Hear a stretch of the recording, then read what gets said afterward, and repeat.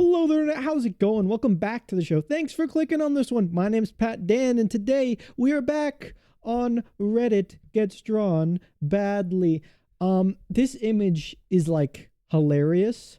I'm sorry I didn't like brace you. I probably should have given you a. Hang on. Let's just go back to scene 2 and just get you to relax here. There, you got a little sneak peek behind the curtain.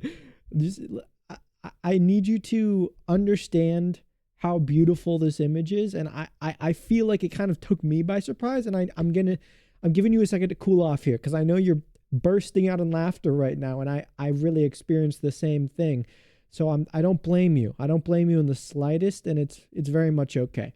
I'm gonna go back now. Okay, is it okay if I go? I know you're freaking out, but I think we need to go back. We need to get the show on the road eventually. Okay, here it is. Never drawing faces again. Main syllabub 7703.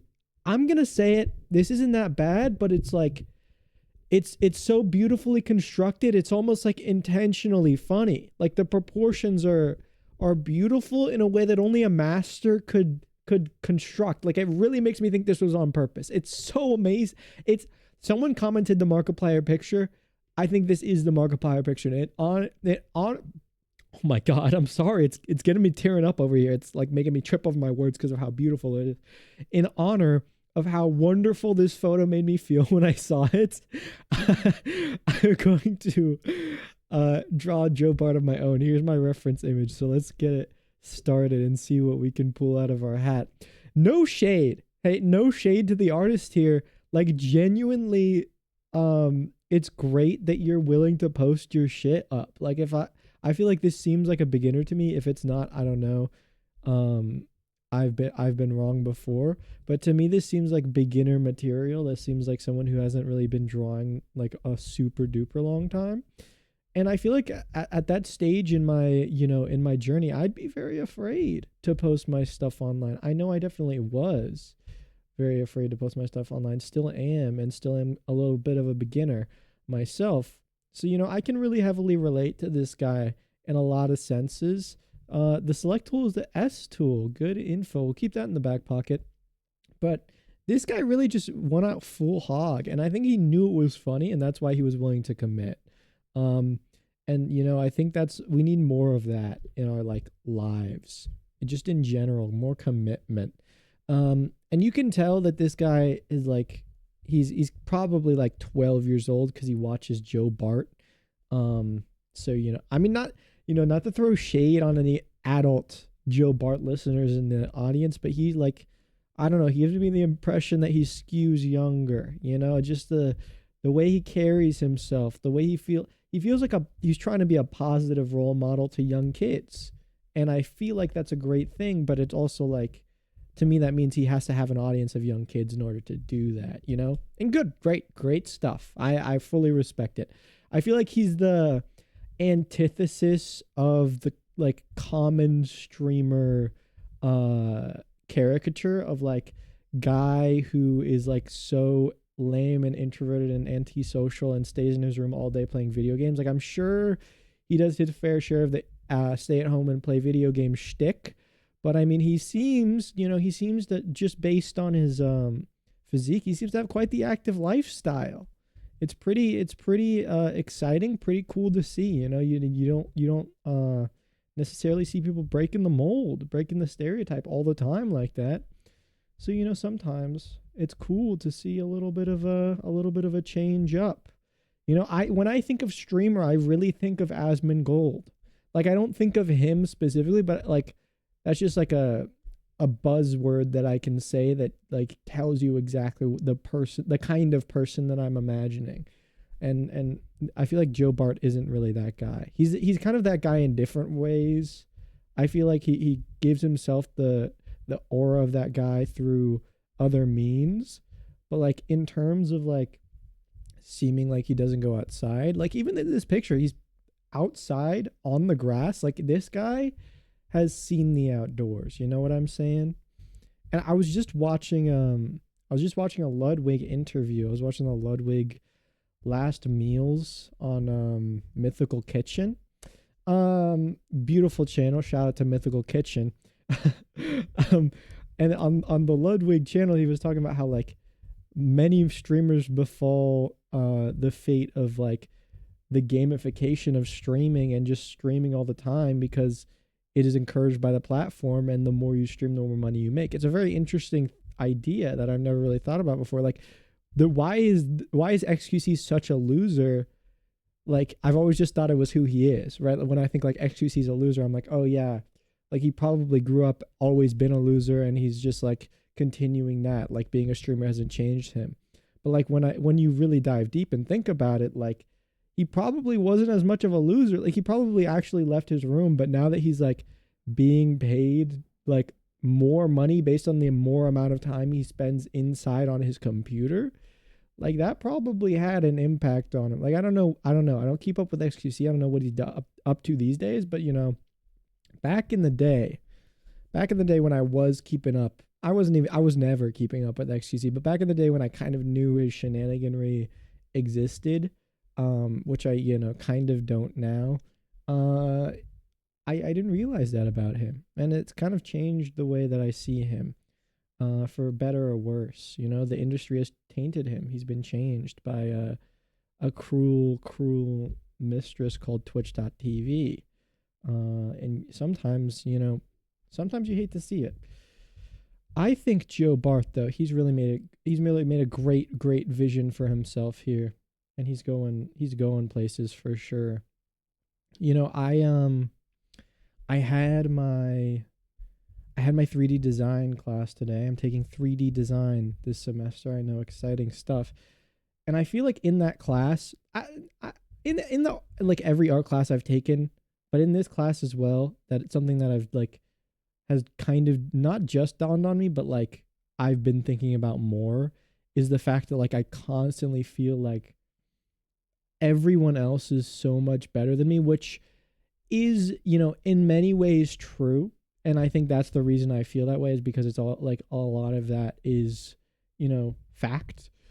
Another reason I think I might feel that way as well, though, is because like I kind of don't put that, like I kind of make a conscious effort to not really put that much effort into my class. Like even if it's a class that I think is interesting, I'm like, just the idea of doing assignments that I'm forced to rather than like choosing to do, you know, which is like no matter what, even if the assignment's like do whatever you want, like I'll always be like, I don't really care. Like school to me, it's always like a somewhat, unless it's like literally learning a concept, like it's always a half-ass effort.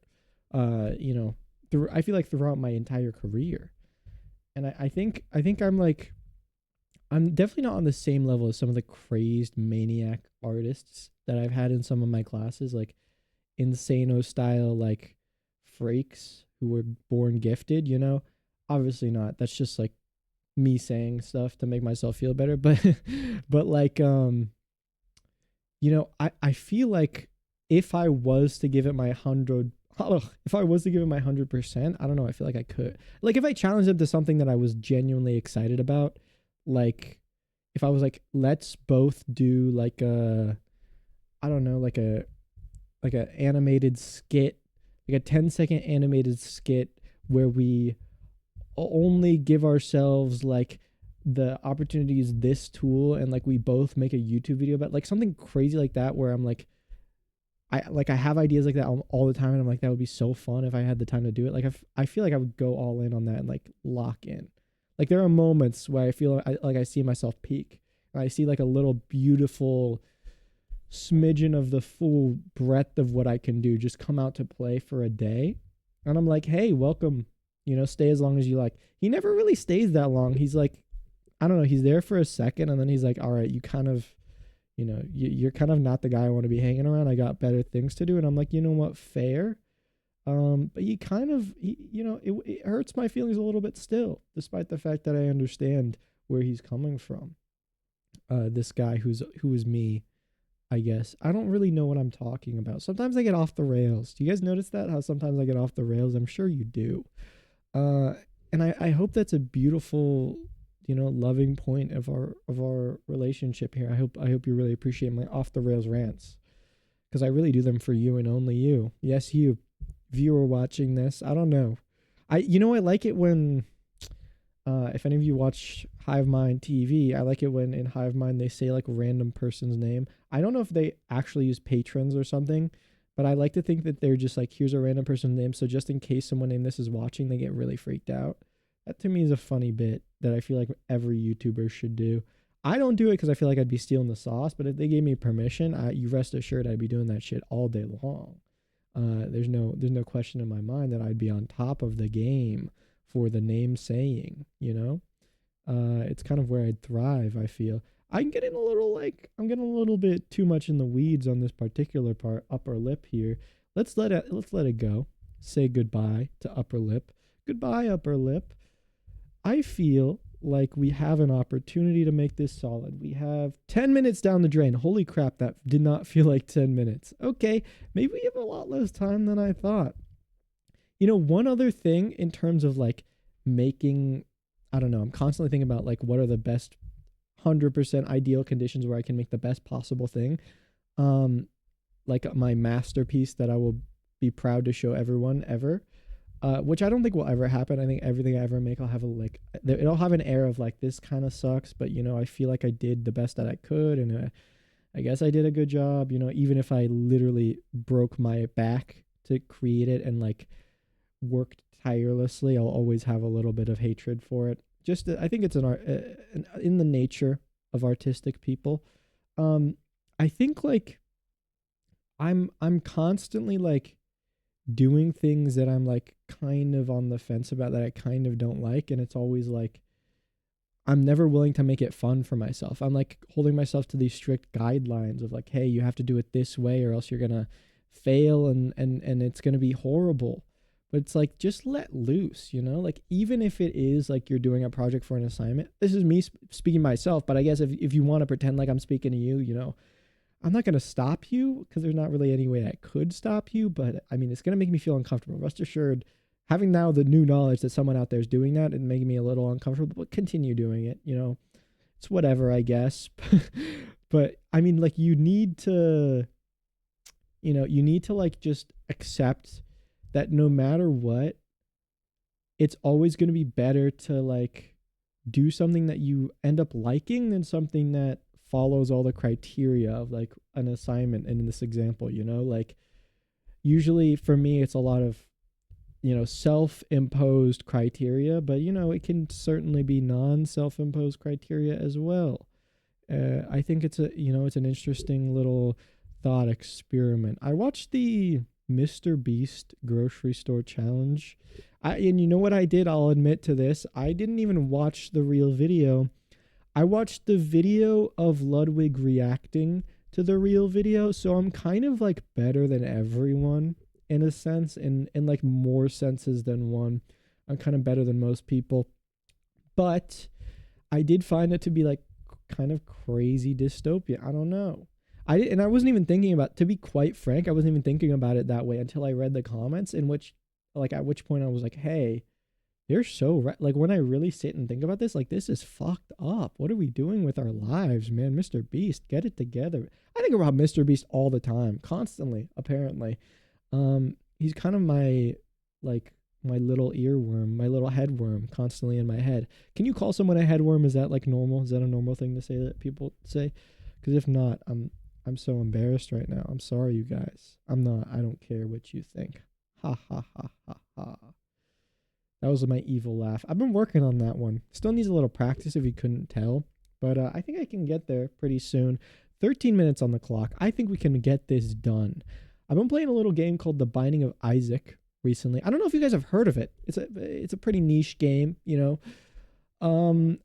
Unheard of by the most of the general populace. It's not. It's a very popular game. I mean, I would say it's one of the more popular ones out there.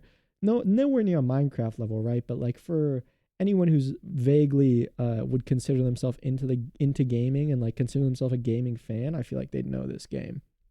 For those of you who don't know it, I'm just contextualizing it. I guess, I don't know. I'm kind of just yapping about it because I like talking about the Binding of Isaac.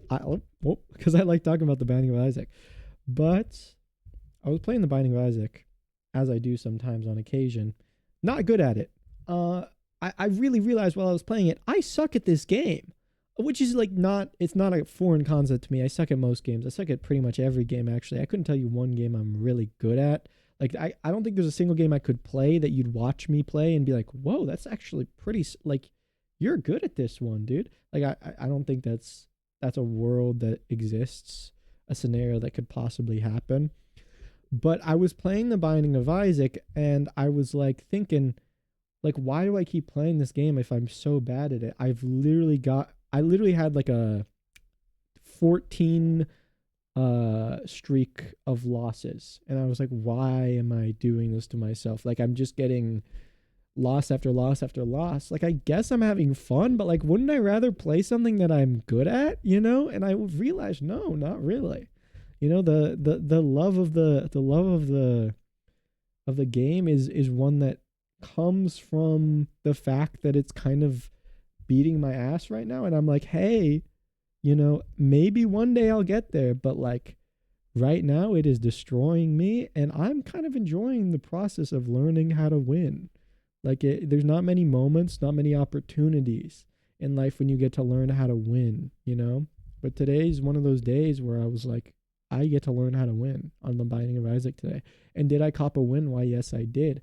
I then proceeded to try and win another one because I was like getting all, you know, ahead of myself. And I was like, hey, maybe I've got the sauce now. Maybe I'm like the Northern Lion. Lost immediately. I didn't even make it to like Mom. Actually, no, I did. I lost on Mom.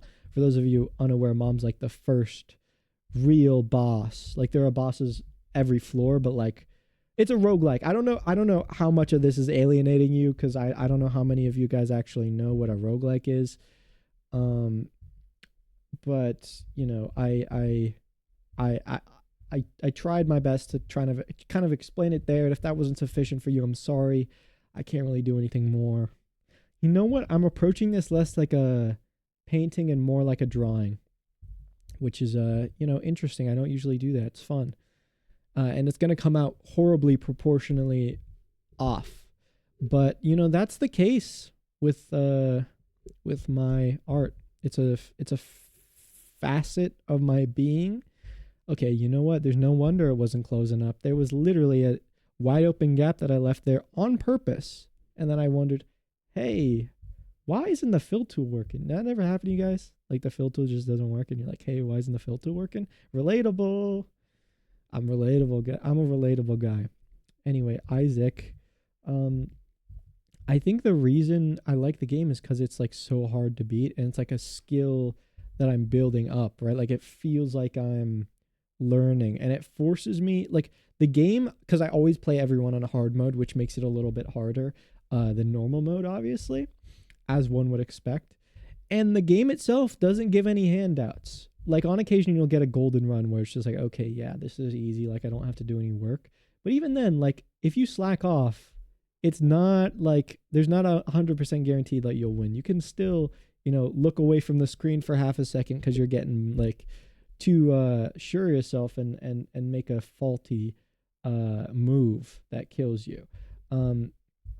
And I think the fact that it's like never relenting to me is like awesome, because I'm like, I don't want my hand to be held. Like, I don't care how bad I'm doing. I want to keep losing until I actually learn how to do this right. I'm persistent in that way. Sometimes, most of the time, I would say actually no, now that I think about it.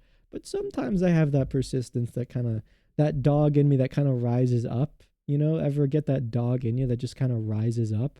And you're like, hey, dog. I don't know. I thought that would sound cool when I formulated it kind of in my head. Let me know if that sounded cool. I'm constantly worried about sounding cool, you guys. It's like my one biggest worry at all times. I don't know if it ever happens. I don't know if I've sounded cool yet. But I'll get there. You know, one of these times I'll say something and I'll be like, wait, I cracked the code. That's how you sound cool. You know, it's soon to come. It's certainly soon to come. I believe in the Renaissance period, you could say. The Renaissance period of Pat Dan Draws. Soon to come. Very, very soon to come. Let's try and get some earage in here. I was looking at possible ideas for other things I can do in these videos, because I like the consistency of doing the same thing every time, right? Like that's something that I think is great. But I also like a little switch up from time to time. I don't want to get stuck in my old ways. One of my biggest fears is becoming an old head who's stuck in his way. Like I don't know if I told this to chat, but by chat I mean you guys. I don't know if I told this to chat, but I told someone, maybe it was chat, that I am like extremely fearful of getting old. By old I mean like over the age of like, I don't know, like 30, and listening to the same song, like same three songs every day, like every other like old person in this world. Like that is my number one largest fear in the world. No, okay, I'm lying. I'm making it sound like bigger than it is because I want it to sound more exciting, but it's one of my fears for sure. Like I don't want to be like closed off from the world and unwilling to learn new things. Really is the crux of that fear. Like I just want to be able to live my life and be like willing to learn and like constantly be up with the times. But the human brain is only so powerful for so long. It's like one day my brain will just lose its elasticity and I'll be like, hey, yo, everything I've learned up until this point, that's me for the rest of my life. For the next 30 years, that's me. I'm going to be that guy. Nothing's going to change. Get used to it, people. I feel like that's a trap. It's a trap. It's a trap. You know what I got to do? I got to keep my mind sharp. I don't know how. Maybe like, I don't know. My grandpa was a big Sudokuer. I think Sudoku might be the secret strat, like the secret way, the one thing that keeps you sharp at the end of your life. Not that like once you're 60, you're at the end of your life, because that's kind of what I'm implying here a little bit. But, when you start getting up there, if you want to keep that mental elasticity, keep you in a learner's mindset, probably actually better than Sudoku is actually learn something. But I think equally as good, or maybe, approaching that level of goodness, I would say, probably close, is the idea of doing a little Sudoku puzzle every now and then. I feel like it would keep me in check, make sure that I'm not going off the rails. Also, I'd just like to have a circle who would let me know, like, bro, you are not cooking with that take. You need to relax, foot off the gas. We get that you're from an older time, but like, it doesn't excuse, being a little bit crazy and mean, which I feel like more people need to hear. I don't know if this is right. I don't know if this eye is going to be too crazy for us, but craziness is kind of in our DNA. I got craziness inside my DNA. That's Kendrick Lamar. That was the original premise for the song DNA. He just changed it because I told him like it would probably sound better if you said something else. Like it doesn't really sound right. I just had a feeling, and look at that chart topper. So who is really the winner here? The guy who made the song or the guy who told them to make the song? I mean, I don't know. I really don't. I feel like the fact that like music and Hollywood have created like these jobs for people who are like associated with fame but not like famous themselves necessarily is so interesting. Like being like I don't know, being like an audio engineer or like a producer or a mixer or a masterer for Kendrick Lamar. It's like you're so close to like the high level of fame. Like Kendrick is like about as crazy as it gets in terms of like being like a cultural phenomenon, but like you're not there. Like you see him every day. He like comes into your studio and he's like, yo, let's record some shit, and like you chop it up like your best buds, and like the people know your name, they just don't really care yet. Like they you're so close. It's like got to be such a crazy feel, like all the benefits of fame and none of the drawbacks. You can like go backstage, hang out. You can probably like get into secret spots. Like you could probably skip lines at the club just because like you're next to Kendrick, and they're like, yo, this guy's next to Kendrick, let him in. Kind of my dream to like mooch off of somebody. I just want to live as a kind of leech. And I hope you guys will let that happen for me. Let anybody out there who knows like somebody who's a up and coming artist, sure to make it. Let me know. I will be happy to be their hype man, or I don't know, somebody to film the behind the scenes stuff if they need somebody like, like I'm down for the clowning. Like I'll be like the Jasper Dolphin to your Tyler the Creator, like kind of vibe there. I'll be like I can't think of anyone else. Who's another name? Like the guy. I'll be the guy. I'll be your guy. You want me to be your guy? Hit me up. I'm looking for opportunities to be a guy. Anyone who's offering. This looks nothing like Joe Bart, by the way. I know. I'm well aware of that fact. I'm the first one to notice it. Just like ignore it, bro. Can you guys like give a guy some fucking, I don't know, nice for once? Give a guy some nice. I don't know what word I was looking for there. What could you put in place of give a guy some nice that would make that make sense? Give a guy some appreciation, but that doesn't mean nice. I was looking for a synonym of nice. Is there a synonym of nice that would work there? Chat, let me know. I'm farming for the comments. I made a executive decision that from here on out I'm going to be a rage baiter of sorts. I'm just going to farm the rage, say things that make people upset so that they comment about it, and then like I get free comments. I think it's a good strat. I think it's going to work well for me. I'll let you guys know. I'm kind of a test subject for all my ideas because nobody else is going to do it. So, I'm a test subject for you and me actually though, because if it works out, then you guys get to follow suit. And if it fails, then I'm just kind of done for. And you lose nothing out of that. So it's good for you guys if you stick around. That's my proposition to you. Have you ever, you guys know Colin and Samir, the guys who are like obsessed with YouTube and trying to tell people how to do it? I think that their formula is like horrible. I hate to say it, but I really do. I watched they have this channel that's called Creator Support. And it's like these videos where they bring on small YouTubers and try and tell them how to make their channel better. And I was watching it and I was like, this is so lame.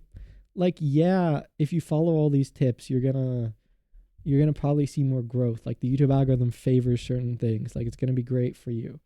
And you're gonna be happy and you're gonna be great. I actually doubt those things. I was speaking from the perspective of a Colin and Samir believer there. My perspective on Colin and Samir, a little bit different, you might note. I don't know. I think they're kind of losers. Like I think they're kind of losers, and I think YouTube's lost its spirit, man. Like I'm feeding into the fire of the discourse here. Like I'm saying something that I know no one's gonna get mad at me for, just so I can get supporters. But I think it's lost the jam of creator first and the idea of chill guys doing chill shit. It's kind of gone down a path that most would hate if they knew what was going to happen from day one. I don't know, man. I don't know. Actually, that's probably not true. The founders would have probably loved it. They'd be like, holy crap, we're going to make how much money?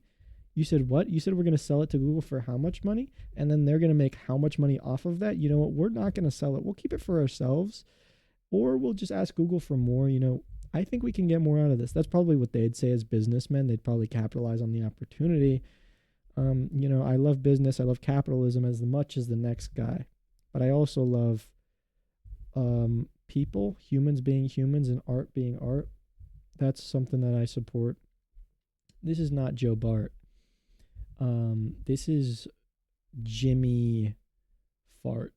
This is what this is. Jimmy Fart. Meet him, say hello. He's not sticking around much longer. I think he's going to throw himself in the fiery pits of hell because he was born into this decrepit, horrid body that no one wants to see, and he gets made fun of everywhere he goes. I hear it's horrible for him. Sorry. I mean, am I at fault for that as his creator? I don't really know. Like, was it on purpose that I did that? Not really. Is there anything I can do about it now? No. I would say I'm not at fault. I would say in my best interest, it's it's probably better to say, no, this is not my fault. Jimmy, what's his name? Jimmy Fart? Is that what I said? Jimmy Fart? Jimmy Fart, you're at fault for your own mistakes. I'm sorry that you have to live this way, but I'm not going to take any accountability for that. I am not going to take any accountability for that. Ain't that just beautiful that I can say that and like live on? And he's got like a little nip sticking out here. I don't know that I need to include all that nippage. Like, is it really necessary? We're just like being crazy for the sake of being crazy, which you hate to see. I feel like this is on the same par as the Joe Bart image we saw before. I feel like it's got a similar kind of sauce. And in any case, that's all I got for you today. Thank you so very much for your time. I've been Pat Dan. You've been great. And until next time, kick rocks, pal. Bye-bye. I couldn't find the stop. Okay, I found it. Goodbye.